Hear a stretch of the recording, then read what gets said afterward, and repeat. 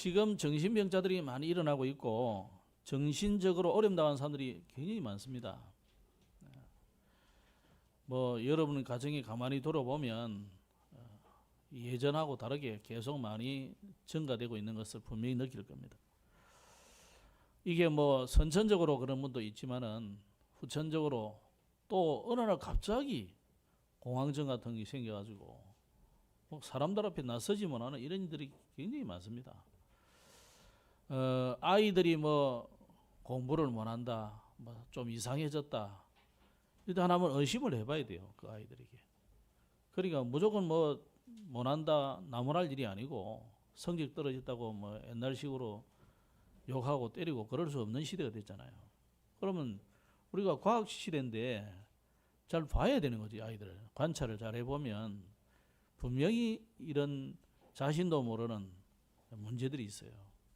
특히 우리가 어린이 전도를 전에 해보면 아이들이 그 가위 눌리는 아이들이 굉장히 많고 특히 그 귀신이 보이는 애들이 굉장히 많아요. 그리고 이런 것들이 그래가 뭐 나름대로 적응하는 아이들은 그냥 귀신하고 동거를 해. 이야기도 주고받기도 하고. 그 이제 완전히 귀신이 접신한 상태 비슷한 거예요, 그게. 이런 아이들이 상당히 많습니다. 그래서 그러다 보니까 이제 뭐 그런 사람들이 자라서 가정을 이루면 가정이 뭐 온전하지 못하게 파괴되기도 하고 이런 아이들이 있으니까 또 학교 문제까지도 오고 이게 이제 사회 문제가 되고 막 그런 거죠.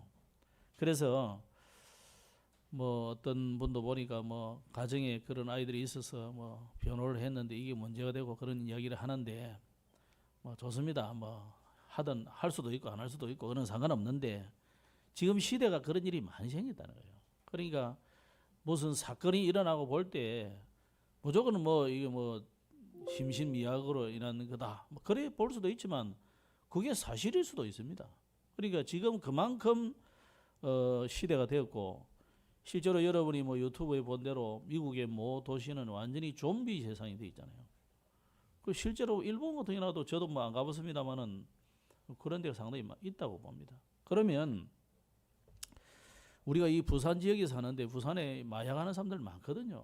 우리가 참 자녀들을 잘 가르치고 가능하면 그런 곳에 가지 않도록 여러분 기도 많이 하셔야 돼요. 어느 순간 한순간에 디딘 발걸음이 그렇게 되는 인생이 나락으로 떨어지는 경우가 굉장히 많습니다. 그래서 이 배경이 전부 보니까 우상 숭배하는 종교 그리고 교회 책임도 있죠. 복음 없는 교회니까 교회 가지고 복음을 전하지 않고 자꾸만 이제 성장 위주로 부흥 위주로만 자꾸 가니까 결국 부흥과 성장 위주로 하려면은 메시지가 복음이 안 나오게 돼서요. 복음이 안 나오고 주로 할 수 있다 하면 된다 힘내라 뭐 이런 나오니까 그렇게 될 수가 없는 거죠. 어떻게 보면요 오직 복음만 전하다 보면 전도가 늦기도 하고 부흥이 잘 빨리 안 될 수도 있어요. 그러나 그거는 우리하고 관계없는 일이에요. 부흥을 크게 시키고 작게 시키고는 하나님이 하시는 것이고 그 사람과 우리 성도들과의 또 하나님의 계획도 있고 교회의 그릇도 있고 목사의 그릇도 있고 그런 거죠.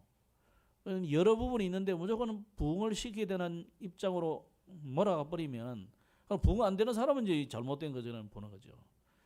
부흥이 안 된 게 잘못된 게 아니고 부흥이 많이 된 게 이상한 게 아니에요. 그 교회가 크든 작든 부흥이 되든 안 되든 올바른 복음이 선포되고 있느냐가 중요한 거거든요. 복음 없는 교회, 복음을 선포하지 않은 교회가 되다 보면 이게 이제 계속 사회 문제가 계속 되는 거예요. 그래서 사회의 지탄을 받게 되기도 하고 그러게 됩니다. 그런데 성경은 그 뿌리를 어디에 뒀냐면 창세기 3장이고 6장이고 11장으로 뒀단 말이에요. 그럼 창세기 3장에 에덴 동산에 출현한 존재가 누굽니까? 사단이잖아요. 그래가지고 네가 바로 하나님처럼 될 수 있다. 이렇게 유혹하니까 대번에 아담과 하와가 넘어가 버린 거죠. 그래서 연방 이어진 게 뭡니까? 노아 시대의 홍수로 인해서 홍수 이전에 뭡니까? 네피림 시대에 있단 말이에요. 완전히 귀신이 접신한 상태. 지금도 그것을 부르짖는 사람들이 많습니다. 우리가 이제는 바벨탑 시대를 제2의 바벨탑 시대를 열어서 사단을 경배하고 사단을 영접하고 그분을 우리 하나님으로 모신다. 사탄교회가 미국에는 실제로 있거든요. 사탄교회 사제들이 주로 어떠냐면 여러분이 주로 보면 잘 보는 그 조금 이 뭐랄까 히피족 같은 그런 스타일의 옷을 입고 뭐 하여튼 여자들 희한하고 남자들 그래요. 그리고 주로 머리에만 이 소뿔 같은 사슴뿔 같은 이런 걸 하고 인사도 보면 꼭 그냥 V를 하든지 이러면 될 텐데 꼭 이 사람들이 이렇게 인사를 해요. 연예인들도 모르고 이래 해요. 근데 이제 모르는 사람이 하는 사람도 있지만 실제로 알고 하는 사람도 있어요. 그 사탄주의자들이고 사탄 경배자들이기 때문에 이게 이제 적 그리스도를 대적하는 마음으로 하기 때문에 그렇게 하는 사람들이 많습니다. 모르고 하는 아이들도 있지만은 이게 결국은 바벨탑으로 온 세상을 어지럽게 하는 사단이 배경되어 있는 겁니다. 그 뿌리가 그렇습니다. 그래서 교회를 세웠다, 성전을 건축한다. 이것은 단순하게 우리가 건물 지어가지고 예배한다 그런 의미를 뛰어넘는 겁니다. 그래서 이런 그 우상 사단의 이 재앙을 완전히 막고 치유할 수 있는 그런 성전을 지자는 거죠. 그러면 이 귀중한 성전 봉헌식에 하나님이 나타나셔가지고 자기의 영광을 드러내시는데 그래서 지난주는 우리가 본 것이 솔로몬의 성전 봉헌사지요. 하나님이 이 다윗을 선택해가지고 그 언약을 이루신 것에 대해서 감사하고 찬양하고 그 다윗이 붙잡았던 언약을 자기가 이 솔로몬이 성전을 건축하게 된 것을 이제 감사한 거죠. 그러면서 기도했는데 뭐 여러 가지가 있습니다만은 여호와는 어떤 신보다도 유일하신 신이다. 세상에 신이라 칭하는 많은 거짓된 신들이 있지만은 오직 여호와 그분만이 유일하신 하나님이다. 그것을 말하면서 이제 우리가 성전을 지었기 때문에 이 성전에 와서 기도하는 사람들 혹시 이웃에게 범죄한 자라도 와서 기도한다면은 그 죄를 용서해 달라고 또 공의로운 판단을 해달라고 기도했죠. 특히 중요한 것이 뭐냐면 재앙을 당하거나 전쟁이 일어나거나 포로가 되었을 때 돌이켜서 이 성전을 향해서 기도할 때 하나님이 그 기도를 들으시고 용서해 달라는 회복시켜 달라는 그런 기도입니다. 그 중에서도 더 중요한 것이 뭐냐? 이방인들이 이 성전을 찾아와서 하나님을 경배할 때 그 예배를 하나님이 기쁘게 받으시고 그래서 열방 가운데 여호와만이 하나님이심을 알게 해달라고 기도한 거예요. 그러면서 이제 이스라엘 왕으로서 백성들을 축복하면서 고면했는데 여러분 한 가정에는 이제 아버지가 이제 주로 가장으로 이래 있잖아요. 그 가장은 축복권이 있는 거예요. 부모는 축복권이 있는 거예요. 나라의 왕으로서 백성들을 축복할 축복권이 있는 거죠. 그래서 뭐라고 축복하고 권면했느냐? 하나님은 반드시 약속을 지키시는 하나님이시다. 하나님은 신실하신 하나님이시다. 그 하나님이 여러분과 영원히 함께 하시기를 축복했다. 여러분 이게 어마어마한 축복입니다. 한편으로는 여러분이 좀 믿음이 떨어질 때는 이게 부담스러울 수 있죠. 하나님 함께 계신다. 아이고, 내 모든 사정, 비밀, 죄악 이런 거 다 알까 싶어서 겁나고 그러잖아요. 안 그런가요? 그런데 하나님이 함께 하신다는 것이 최고의 축복입니다. 그게 구원이잖아요. 그게 구원입니다. 그게 복음을 누리는 거예요. 근데 이제 뭐 링컨의 말대로 하나님이 우리와 함께 하는 것을 기도하지 말고 네가 좀 하나님과 함께 하도록 기도해라. 사실 그게 맞는 거죠. 하나님 우리와 늘 함께 하시는데 우리가 하나님 떠나서 문제가 되는 거지 하나님은 안 떠나시거든요. 이렇게 솔로몬이 백성들을 축복하고 또 세계 모든 민족이 이스라엘을 통해서 여호와만이 유일하신 하나님임을 알게 해달라고 알게 하고 또 온 이스라엘은 마음과 정성을 다해서 주님을 섬기고 그 법도와 계명을 따르라고 권면을 했습니다. 이 성전 봉헌식을 14일 동안 했는데 엄청난 양의 이 소와 양을 하나님 앞에 제물로 드린 거죠. 자, 이렇게 성대한 성전 봉헌식을 지내고 그러면 지난주 우리가 이거 뭐 성전 봉헌식도 예배잖아요.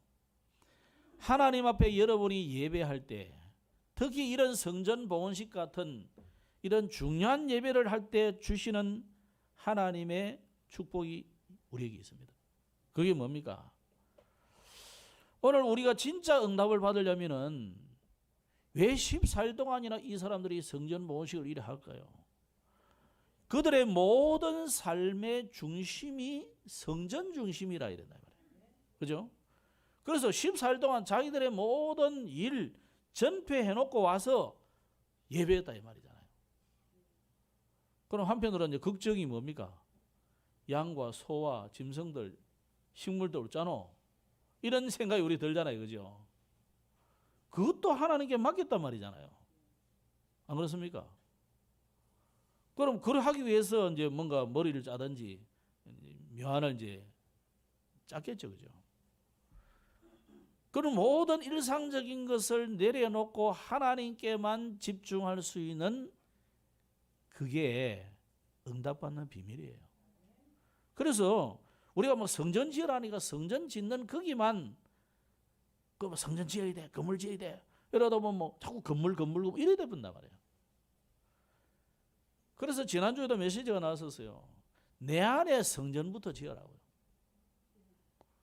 그러니까 지금 여러분들이 내가 만약에 여러분 교회당 짓고 성도를 늘리고 부흥하고 성장하는 여기에만 자꾸 주안점을 둔다면은 이런 설교를 하면 안 되죠. 그죠?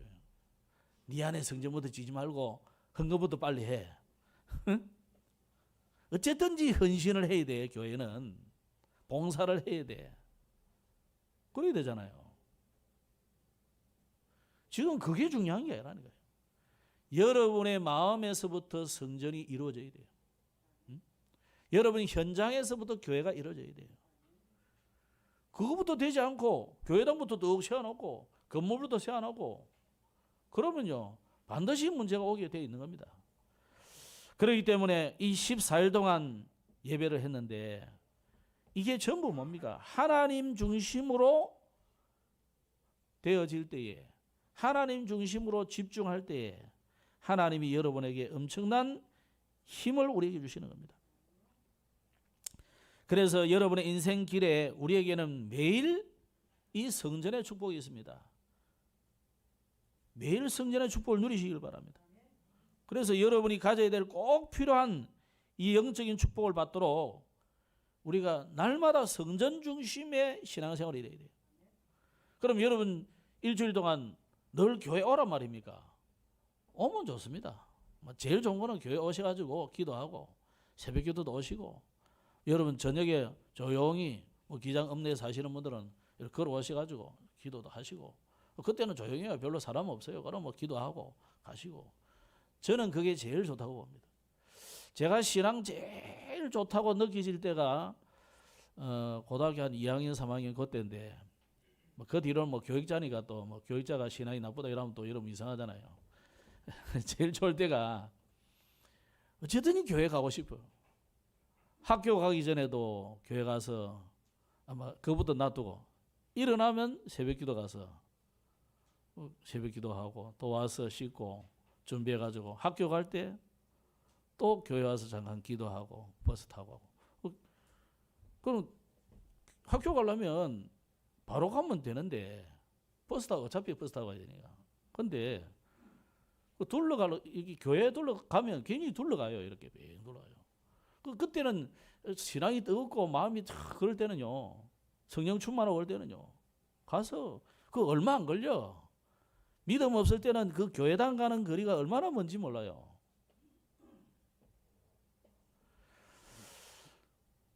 가고 싶고 마치고도 학교 버스 내리면 집에가 뽀로록 가면 금방 가지. 근데 교회당 둘러서 기도하고 둘러보고 뭐 할 거 없는가.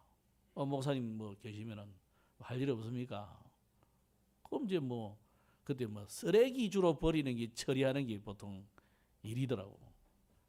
그럼 뭐 쓰레기 처리하는 거 뭐 땅에 파가지고 묻고 태우고 뭐 주로 그런 일을 했어요.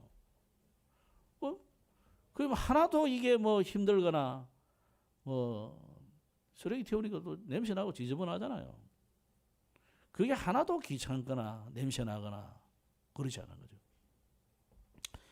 이게 하나님 앞에 여러분이 늘 이 생활하셔야 돼요. 지금은 비대면 시대고 거리도 멀고 그런데 여러분 어떻게 하겠어요?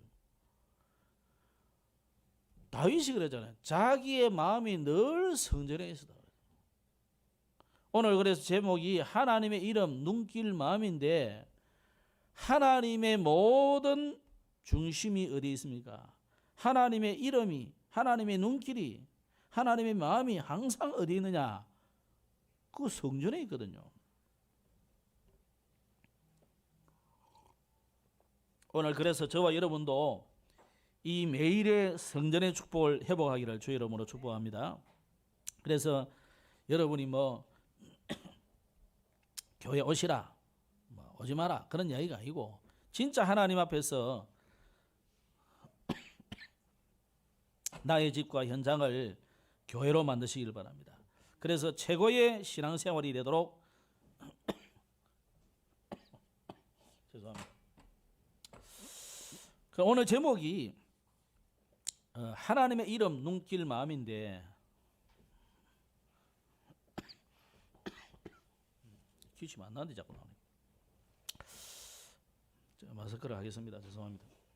설교자고 자꾸 설교를 하니까 뒤에 밑에서도 설교하시고 기지 마시고.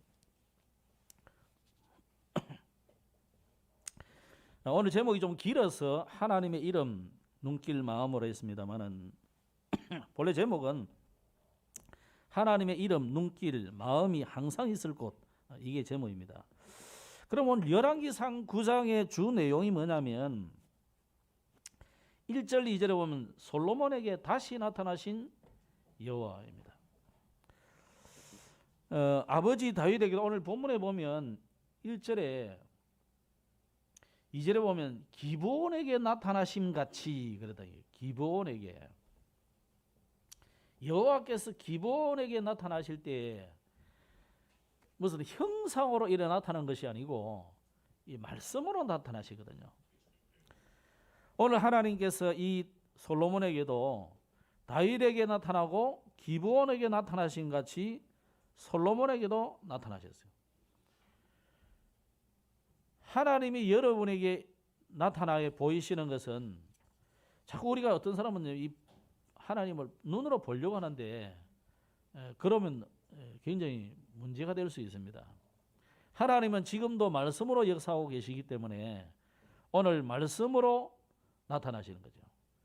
그래서 첫 번째 나타났을 때는 왕위에 오른 직후에 이 솔로몬이 내가 나라를 다스리는데 내 지혜로는 할 수 없으니 하나님이 주시는 지혜로 하고 싶습니다. 그래서 하나님 앞에 기도할 때 지혜를 달라고 할 때 하나님이 나타나셔서 그에게 지혜만 아니라 모든 재물과 명예를 다 주셨죠. 그런데 지금 여기에 나타나신 하나님은 그로부터 거의 20년이 지난 후에 솔로몬이 하고자 하는 모든 일을 다 행한 이후에 나타났어요. 말하자면 크게 보면 자기의 궁전을 짓고 또 성전을 완성한 이후에 하나님이 나타나시다. 그러면 이게 무슨 말이냐면 솔로몬이 20년의 세월을 지나면서 솔로몬이 조금 뭐가 됐단 말이에요? 변질이 됐다는 거예요. 변화가 돼서 더 나아갔으면 좋은데 퇴보가 됐다는 거예요. 신앙의 발전이 아닌 신앙의 퇴보가 이루어졌다는 거죠. 그럴 때 하나님이 솔로몬에게 다시 나타나셔서 그에게 오늘은 굉장히 엄중한 경고를 하는 내용입니다. 오늘 저와 여러분은 하나님이 임재하시는 축복을 누리기를 바랍니다. 그런데 이 솔로몬에게 오늘 주시는 말씀은 좀 순종을 전제로 한 축복을 줬어요. 네가 이렇게 순종하면 내가 이런 복을 주겠다. 자, 우리에게 다른 말로 하면 여러분이 하나님의 말씀의 언약을 붙잡으면 이 말이에요. 네? 언약의 말씀을 제대로 붙잡으면 하나님 주시는 거예요. 사실 우리의 행동과 우리의 그 범죄는 하나님이 여러분이 실수 안 하고 전혀 범죄 안 하리라 그래 생각하지는 않습니다. 하나님이. 왜냐? 우리가 진토 같고 우리가 먼지 같고 우리가 지렁이 같이 벌레 같은 존재로 하나님 아시기 때문에 창세기 3장 이후 인생임을 아시기 때문에 여러분이 고고하게 저 힌두교 어떤 사제처럼 벌레 하나도 안 죽이고 까치발로 다니면서 이렇게 하는 그 정도 거룩하고 성결을 유지하는 사람이 되기를 기대하지는 않는 것 같아요. 하나님이. 그럼 하나님이 뭡니까? 어떤 사람을 하나님이 성결하다고 생각합니까? 하나님이시는 언약을 붙잡는 사람이잖아요. 아브라함을 하나님 불러내실 때에 아브라함을 의로 여긴 게 뭡니까? 하나님의 언약을 아브라함이 믿고 붙잡았다는 거예요. 그런데 아브라함의 생애를 보면 우리가 보는 우리 인생이나 아브라함의 인생이나 비슷해요. 어떤 데는 내가 좀 낫게 보이더라고. 아브라함보다. 그렇습니까? 그죠?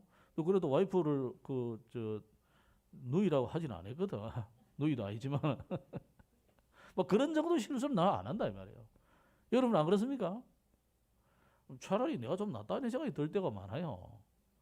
그러면 하나님의 그 의인으로 칭하는 기준이 뭐냐 이 말이에요. 하나님이 주시는 언약의 말씀을 이 아브라함이 붙잡았다는 거잖아요. 오늘 하나님이 여러분을 이렇게 순종하고 100% 따르고 그러면 하나님 축복하시냐 그 말이 아니고 하나님이 주시는 언약을 그대로 믿느냐 이거예요. 그래서 순종을 전제로 한 하나님의 말씀에 대한 순종을 전제로 한 축복을 말씀하셨습니다. 그래서 신명기 11장에 보면 8절에 너희는 내가 오늘 너희에게 명하는 모든 명령을 지키라. 그리하면 너희가 강성할 것이요 너희가 건너가 차지할 땅에 들어가서 그것을 차지할 것이다. 여기에 명령을 지키라 이런 말씀을 했습니다만은 이 말씀은요 여러분이 하나님의 언약의 말씀을 그대로 붙잡는 걸 말합니다. 그 다음에 6절 이하에 보면 만일 너희나 그대로 쭉 다 읽어드릴게요. 만일 너희나 너희의 자손이 아주 돌아서서 나를 따르지 아니하며 내가 너희 앞에 둔 나의 계명과 법도를 지키지 아니하고 가서 다른 신을 섬겨 그것을 경배하면 내가 이스라엘을 내가 그들에게 준 땅에서 끊어버릴 것이요 내 이름을 위하여 내가 거룩하게 구별한 이 성전이라도 내 앞에서 던져버리리니. 그랬어요.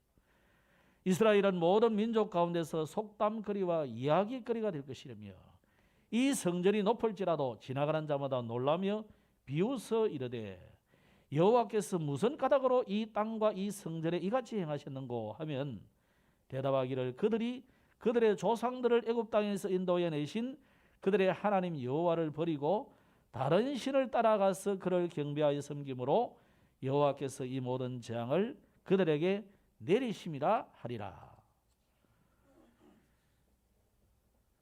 여러분의 행실에 대한 100%의 그 순결함을 말하는 것이 아니고 하나님의 언약에 대한 순종을 말하는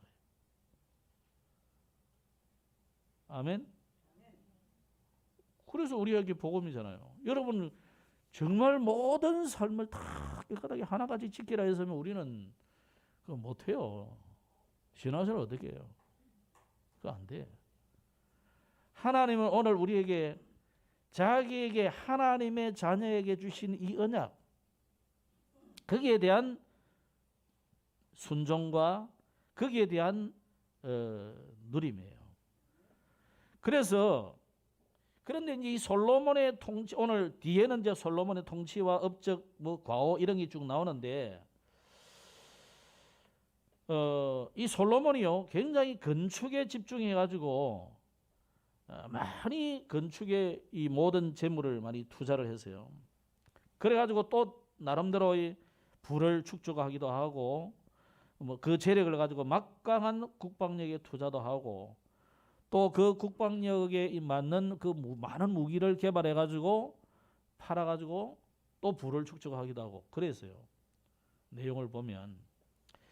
근데 아까 신명기 11장 읽었지만 신명기 17장에도 보면 17절에 자기를 위하여 은금을 많이 쌓아두지 말라 그런 말도 했고요. 또 17장 16절에 보면 그는 병마를 많이 두지 말라. 이게 17장은 누구 이야기냐면 왕에 대한 이야기예요. 왕은 병마를 많이 두지 말 것이요 병마를 많이 얻으려고 그 백성을 애굽으로 돌아가게 하지 말 것이니, 이게 무슨 말이냐면 무조건 군사력을 많이 키우지 말라는 의미도 되지만은 결국 그 군사력을 얻고 군사적인 무기 이런 걸 만들기 위해서 결국은 강대국에 가서 기술을 찾아와야 되잖아요. 그러다 보면 그 문화와 그 우상의 습관들과 이런 것들 전부 문화들을 수입해 와야 되기 때문에 이게 하나님하고 안 맞는 거예요. 뭐가 하나님하고 맞느냐? 여러분 이스라엘이 언제 자기들이 전쟁 잘해가지고 가나안을 정복했습니까? 애굽에서 나올 때에 그들이 무슨 굉장한 전략을 세워가지고 출애굽했습니까? 이스라엘은 그런 적이 없어요. 이스라엘의 무기는요, 낫 들고 쇠사랑 들고 호미 들고 이래 싸웠다니까요. 그런데 하나님이 가기만 하면은 우박을 내리고 땅이 갈라지게 만들고 이래가지고 이겼다니까요. 홍해에서 애굽에서 나올 때도 저들의 무슨 전략을 세가 우리가 올해는 이렇게 하고 여호수아 장군 모세 장군을 앞세워서 이런 전략이 없었어요. 하나님이 그냥 이스라엘 백성들에게 언약 붙잡는 그날 밤에 애굽을 두려움에 떨게 만들어서 나가라 그랬다니까요. 그때 나올 때에 어린 양을 피해 그 피를 가지고 문설주 문인방이 빠른데 그날 밤에 빠져나 죽음의 사자는 넘어와 버리고, 그래서 그들은 빠져나왔다니까요. 자기들의 능력하고는 아무 관계 없어요. 모세 한 사람이 언약 붙잡았고 모세의 어머니 요게벳 같은 이런 신실한 믿음의 사람들이 아브라함에게 주신 그 언약, 이삭에게 주신 언약, 야곱이 붙잡았던 언약, 요셉이 붙잡았던 그 언약을 붙잡고 있었는데 그 언약을 회복하는 날에 출애굽됐단 말이에요. 그래서 솔로몬의 그 통치는 잘한 것 같지만 과오가 너무너무 많아요. 그럼 오늘 이 성경 열왕기 상하를 쓴 시기가 언제냐면 먼 훗날에 바벨론에서 이걸 쓴 거예요. 이해가 되겠습니까? 먼 훗날 바벨론 땅에서 이 성경을 기자가 썼는데 하나님이 우리에게 이런 은혜를 주어서 다윗과 솔로몬에게 어마어마한 축복을 주어가지고 성전을 짓고 했는데 우리가 지금은 어떻게 됐습니까? 오늘 읽어준 말씀대로 6절에서 9절의 말씀대로 지금 우리가 그대로 불순종해가지고 가나안 땅에 와 있다 이 말이에요. 다윗이 언약을 붙잡으니까 언약 붙잡은 대로 하나님이 축복도 해주셨지만은 그 언약을 우리 민족이 또 놓쳐버리니까, 솔로몬 이후로 놓쳐버렸잖아요. 놓쳐버리니까 진짜 말씀대로 우리가 강대국이 우리를 잡아다가 바벨론으로 갖다 놨다는 거예요. 포로로. 그러면 포로로 끌려오기까지 그 기간이 수많은 사건이 있겠죠. 개인은 개인대로, 나라는 나라대로. 임금님은 어떻게 되면 두 눈이 뽑혀서 착고에 채가지고 진짜 여러분 죄인들 그 표현할 때 그림 보세요. 다리에다가 예? 큰 세 사람 묶어가지고 그래 이래 끌고 갔다는 말 아닙니까? 두 눈은 뽑았어요. 손은 묶어가지고 그 수천 리길을 끌고 갔다는 거예요. 임금을 갖다가 이런 일들을 실제로 당한다. 이게 실제적인 이야기입니다. 그럼 오늘 저와 여러분에게도 우리 코로나19 같은 이런 상황이 왜 하필이면 이때 또 생기겠습니까? 시대마다 이런 일들이 생기는데 그때마다 하나님이 우리에게 주시는 경고다 이 말이에요. 하나님의 말씀에 순종하지 않고 다른 신을 섬기거나 그렇게 하면 반드시 이스라엘은요 분열이 오고 전쟁이 일어나고 포로가 되어서 온 세계에 흩어졌다는 겁니다. 그게 이스라엘의 7번의 대재앙이 똑같은 상황이에요. 항상 언제나. 그런데 오늘 여기 보면 하나님이 거하시는 금으로 만든 성전이라도 이 금이라는 왜 그렇게 강조합니까? 이게 사람들이 볼 때는 뭐 어마어마해 이게 중요하다고 생각하잖아요. 금으로 막 지장을 했으니까. 나무로 만든 것보다는 돌로 만든 것보다는 다이아몬드, 금 이 얼마나 귀하게 보여요. 그죠? 이거는 안 돼. 뺏기면 안 돼 생각하잖아요. 하나님은 그거 아무것도 아니에요. 금이 아니라 뭐로 만들어도 어떤 존귀한 귀한 보배로 만들어도 하나님이 거하시지 않는 집은 필요 없는 거예요. 그래서 하나님은 오늘 여기에 던져버렸다. 던져버렸다. 예수님이 뭐라 했습니까? 돌 하나도 돌 위에 남기지 않고 무너뜨리오리라 그랬다. 그러나 너희가 이 성전을 사흘 만에 헐어버리라. 성전을 헐어버리라. 내가 사흘 동안에 일으키리라 그랬다. 진정한 성전은 예수님이 주인된 그 교회가 진정한 교회고 진정한 성전이에요. 진정한 그리스도인은 뭐가 그리스도인입니까?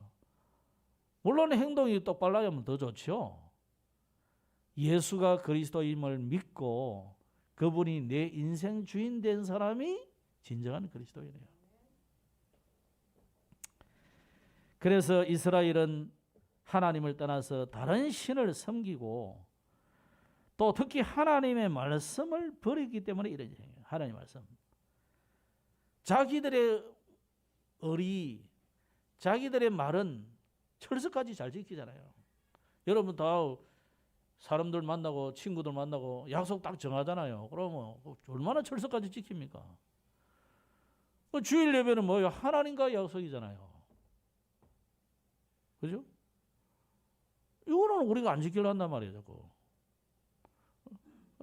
하기야 뭐 하나님 안 보이니까. 보이는 인간이 더 두렵지. 그게 이제 보통 사람이에요. 보통 사람은 보이는 사람을 두려워하잖아요. 돈이면 더 이제 돈이 껴 있으면 더 이제 엄중하고 잘 지키려고. 그죠? 만약에 이게 내게 어마어마한 손해가 온다 그러면 생명같이 지키려지. 근데 하나님과의 약속은 하나도 안 지킨다. 생사화복을 주관하시는 하나님이 아니다는 생각이잖아요.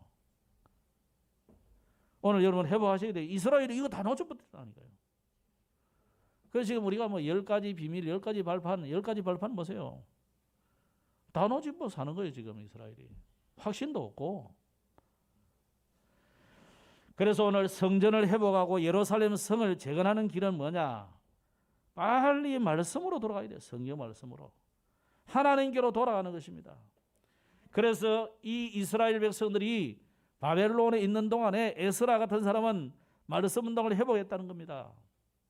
그래서 열왕기 상하, 역대 상하, 이사야, 예레미야, 이사야는 그 앞에 지었지만요.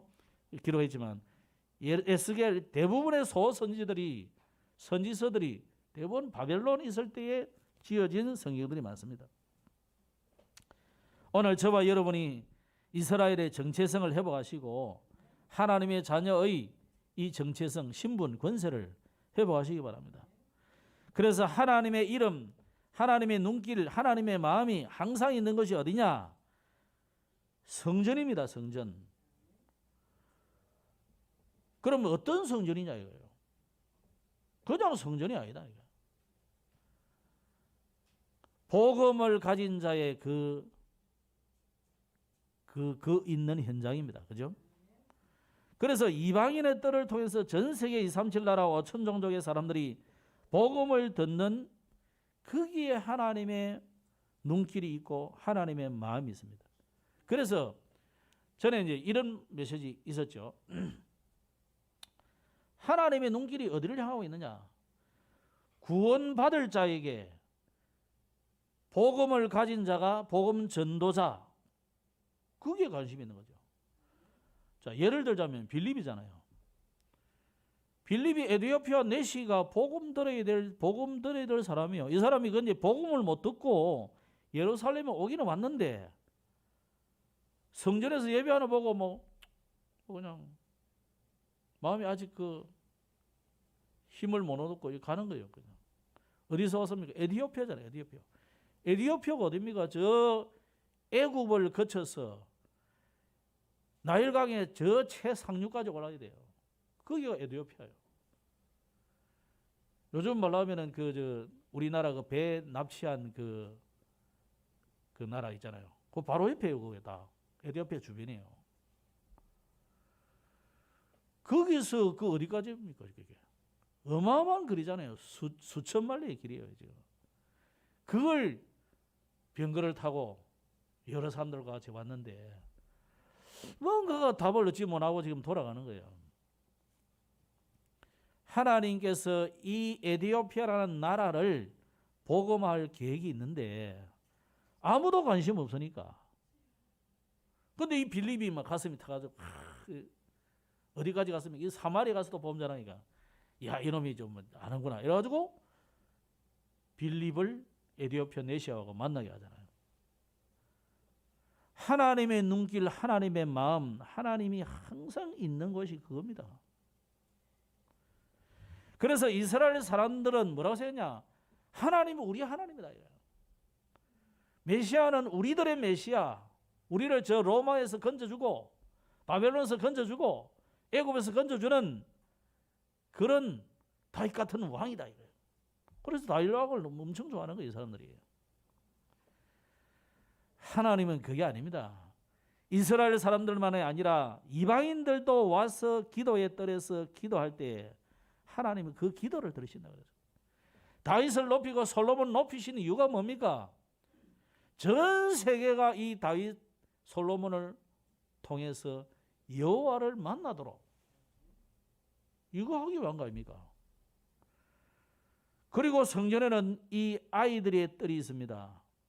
이 아이들을 통해서 우리 렘넌트들이 서밋으로 세워지고 그래서 이 아이들을 통해서 세계를 살리고 전 세계를 치유하기를 원한다면 하나님의 이름을 두신 성전에 하나님이 관심이 있지만 하나님의 눈길과 마음은 항상 이방인의 뜰이에요. 기도하는 뜰이에요. 그런데 사실 성전의 뜰은 실제로는 기도의 뜰이라고 나오지는 않아요. 뭐라 여인들의 뜰 이래 돼요. 이스라엘 남자들의 뜰 그래 돼요. 이게 기도의 뜰이에요. 그래서 성전이 중요하지만 성전보다 회막이 더 중요한 거예요. 따지면.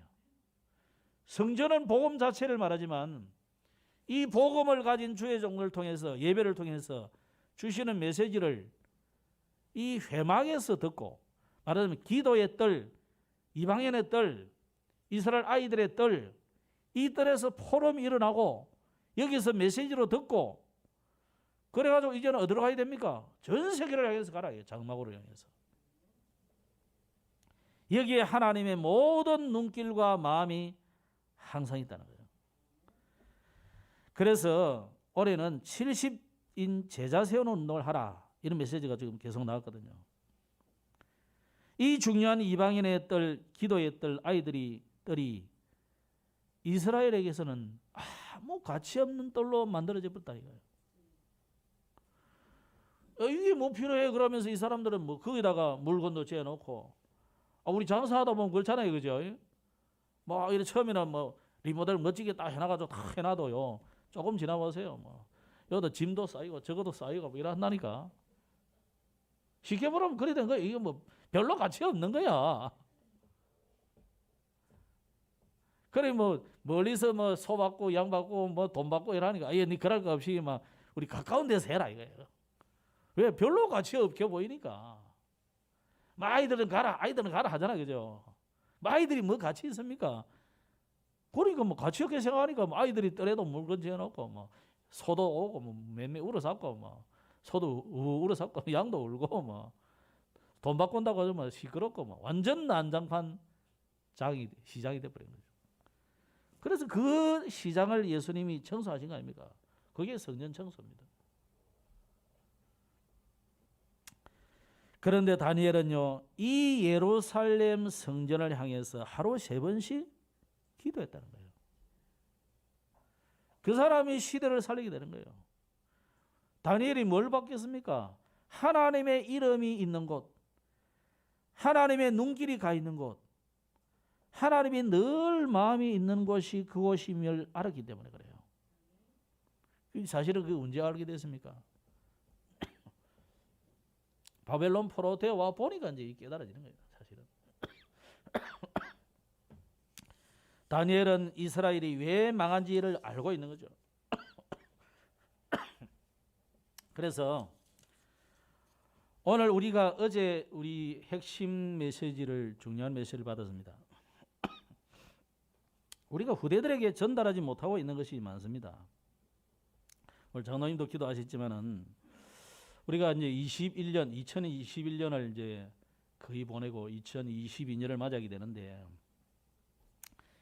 이 코로나가 2년 동안 계속 지속되는 바람에 지금 그러잖아도 유럽 교회, 미국 교회는 문을 계속 닫고 있고 여러 가지 문화가 발전되고 놀거리가 많으니까 놀거리 볼거리가 많으니까 이제 교회 안 오는 시대가 돼버리잖아요. 항상 그 유럽이나 미국이 보면 선진국이 2만 불쯤 되면 항상 이제 이렇게 야외로 많이 가요, 사람들이. 그래서 우리가 옛날에 전도사 때 이제 공부할 때도 보면 신학생 때 공부할 때도 보면 심지어 어떤 앞선 사람은 이제 저 관광지에 교회를 만들어야 된다 이런 사람도 있고 그랬었어요. 실제로 관광지 교회도 있고 그래요.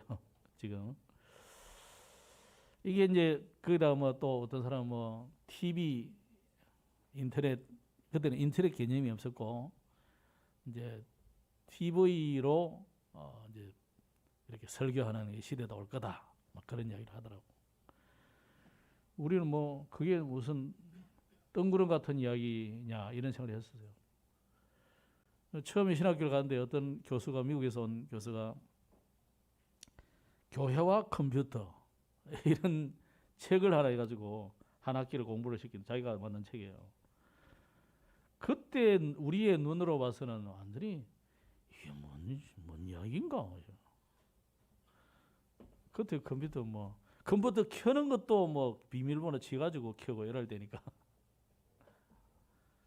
컴퓨터를 모르는 사람도 천지인데. 근데 이게 얼마나 제가 신학을 한 지 40년, 지금 몇 년 전입니까? 42년 전인데 42년 세월 동안엔 진짜 10년에 한 번 바뀌는 게 아니고 강산이 매년 바뀌어. 시대가 매년 바뀌어. 지금은 이제 뭐 어떤 목사님은요 너무 인터넷하고 여기 영상 이런 게 안 돼서 그냥 포기하고 은퇴하신 분도 있어요. 못 따라가는 거예요. 이제 70 넘어 이제 못 따라가는 거예요. 저도 따라가기는 어려워요. 여러분들이 안 도와주고 청년들이 안 도와주면 내가 혼자 한다면 어렵는 거지. 이런 시대가 돼버렸어요. 그러다 보니까 우리 후대들은 너무 놀기 좋은 게 많고 먹을 게 좋은 게 많고 놀러 갈 때 많고 교회 안 하는 거예요 지금. 그래서 큰 교단들도 거의 문 닫은 주일학교가 문 닫은 데가 너무 많습니다. 그래서 어제 메시지가 나왔는데 뭐라고 했냐면 토요일 날 교회로 불러서 집중훈련을 좀 해야 된다. 이것을 나중에는 매일 학교로 만들어야 된다. 이제는 주일학교 정도로서는 안 된다. 주일날 모아서 가지고는 여러분 뭐 당정 예배 끝나고 나면 집에 가고 싶은데 다 집에 가라 안 해도 뭐 손살같이 가시더라고. 뭘 그래 배가 고파서 그런지 뭐 신랑 밥에 주의 되는지 모르겠지만은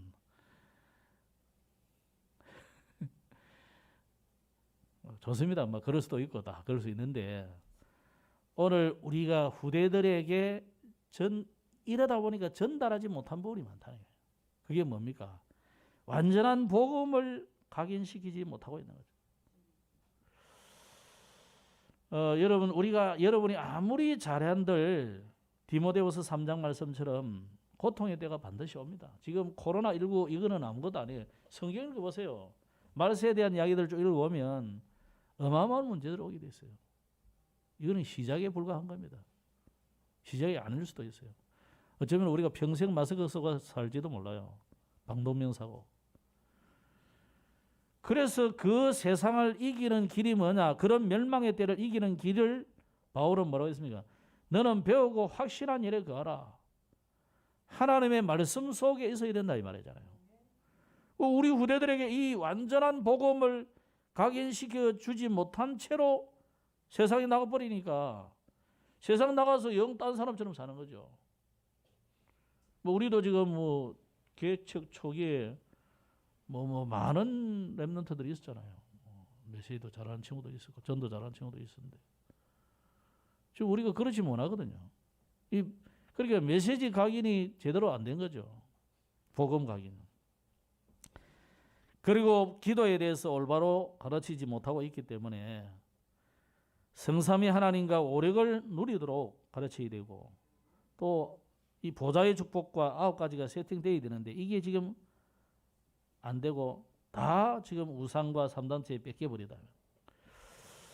그리고 사실 여러분이 달란트 해가지고 세상을 살아가는 업이 되기도 하고 전문성이 되기도 하지만 사실은 하나님이 그 달란트를 왜 주시겠습니까? 복음 전도를 위한 도구잖아요. 그런데 우리는 생의 도구로는 삼지만 복음 전할 도구로는 삼지 않는다. 왜 그렇습니까? 전도 체질이 안 돼서 그래요. 그래서 랩런트들을 전도 체질을 만들어서 하나님이 주신 달란트로 이게 복음을 위해서 사용되도록 만들어야 됩니다. 그러다 보면 하나님이 축복하셔가지고 재벌이 되기도 하고 대단한 사람이 되기도 하고 이런 거지. 우리는 전부 거꾸로잖아요. 내 먹고 살고 내가 성공하고 내가 어쨌든지 돼야 전도를 하든지 말든지 그거 아니다니까. 성경 순서는 달라요. 하나님이 주신 것을 우리 랩런트들에게 찾아줘가지고 이걸 가지고 복음 전하는 인생이 되도록 만들어야 그때 하나님 주시는 축복이 뭐냐면 총리고 장군이고 장관이고 그래 된 거예요. 그런데 우리는 전부 거꾸로 생각하거든. 그러니 어찌 하나님이 그 성전을 헐어버리지 않겠습니까? 하나님이 던져본다 이거예요. 너희들이 금으로 만든 그 성전일지라도 내가 던져버리겠다 그랬다. 오늘 우리가 이 세 가지 해야 되기 때문에 우리가 2022년에 해야 될 우리의 사명이 뭐겠습니까? 우리가 이제 본부와 좀 보조도 맞춰야 되고 우리가 할 수 있는 만큼의 것도 해야 되거든요. 그래서 늘 자주 이야기했지만은 237 나라를 치유하고 랩런트를 서밋으로 만드는 이 본격적인 준비를 해야 되는데 우리 교회가 좀 시스템을 준비해야 되겠고 우리 랩런트들을 주일학교를 아주 전문화 좀 시켜야 될 것입니다. 그래서 주일학교에서는 예배, 기도, 모임 자체가 이제 캠프인데 이제 토요학교도 좀 모여서 여러분이 토요일 날 일주일 동안 5일 동안 4, 5일 일하고 힘드신데 토요일 좀 쉬고 싶고 놀고 싶고 그래 하고 싶죠. 저도 그러고 싶습니다. 노는 걸 원래 좋아하는 사람이기 때문에 저는 본질이 좀 게을러 그러기 때문에 그러고 싶어요. 그런데 여러분에게 제가 조금만 요구하는 것은 뭐냐?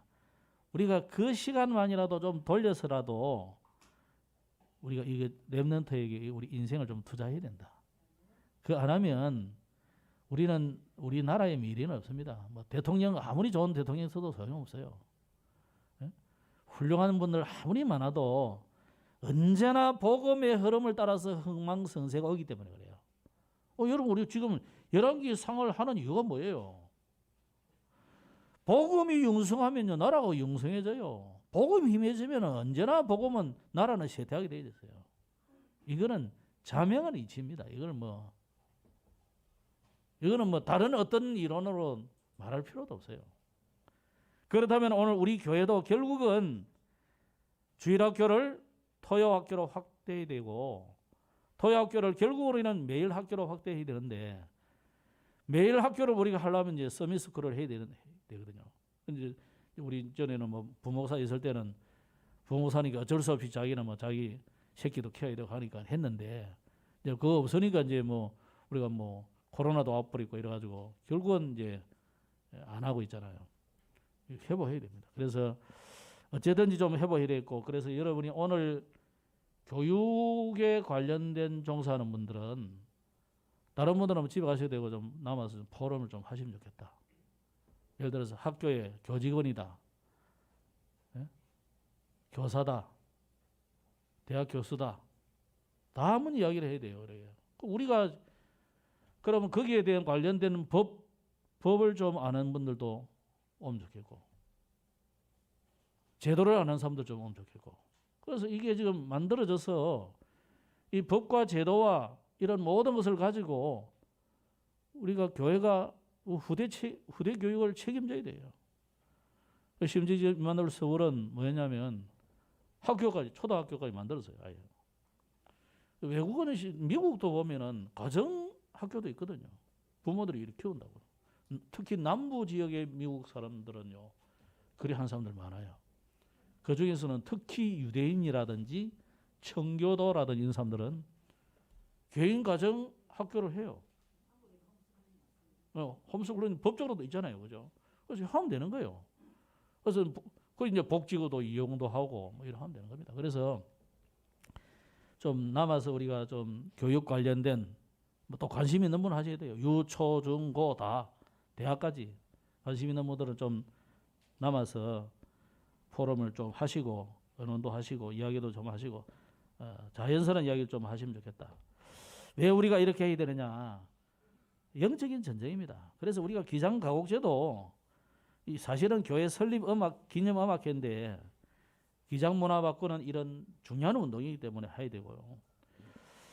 이것을 시행하는 우리 좋은문화연구회도 법인화해서 우리 서밋스쿨 같은 경우도 이 이름으로, 교회 이름으로 하면 또 세상은 또 뭐 저 교회 한다 이러거든요. 그래서 좋은문화연구회 이름으로 이렇게 계속 하는 겁니다.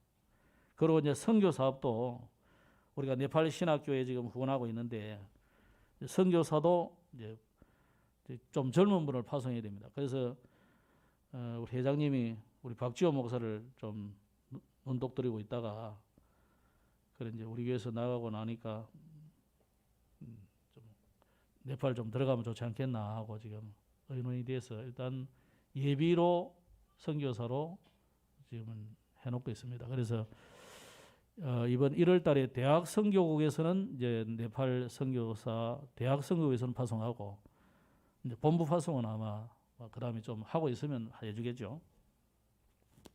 그게 우리가 기도해 주시고 후원해 주셔야 될 것 같고, 또 장로님 기도하신 대로 우리가 네팔에 이제 이 크리스너 같은 사람은 좀 중요합니다. 이 사람이 여러분들이. 그래서 그냥 우리나라에 일하러 온 사람이다 이 생각하면 안 됩니다. 여긴들하고 람전들하고는 좀 달라요, 이 사람은. 그래서 여러분이 기도해 주셔서 앞으로 이 크리스너 중심으로 좀 교회가 좀 이루어지도록 기도를 계속 좀 해주시기 바랍니다. 그리고 우리 국내 미자리 교회는 우리 전성은 목사님, 전에 우리 교회에 계시는 우리 전성은 목사님이 주례 임마누엘 교회로 오셨어요. 그래서 교회가 좀 조그만하고 그래서 이제 부임하게 됐는데 교회가 좀 후원하기로 했습니다. 여러분 기도해 주시기 바랍니다. 여러분 개인은 어떻게 해야 되느냐? 나만의 전도 규례 바울같이 가지고 여러분이 현장을 살리는 나만의 규례를 준비하면 좋겠다. 바울은 20일 정도 3주 동안의 이 시간을 가지고 아주 효율적으로 복음 전해가지고 제자를 남기고 시스템을 세웠거든요. 이 응답받기를 주의 이름으로 축복합니다. 기도하겠습니다. 하나님 감사합니다. 오늘 또 하나님의 이름을 두고 하나님이 눈길 가는 곳, 하나님의 마음이 항상 있는 곳, 이 성전을 향하여 오늘도 우리의 마음이 불타는 시간이 되게 하여 주옵소서. 하나님, 이 성전에 있는 특히 기도의 뜰과 또 이방인의 뜰과 또 여기에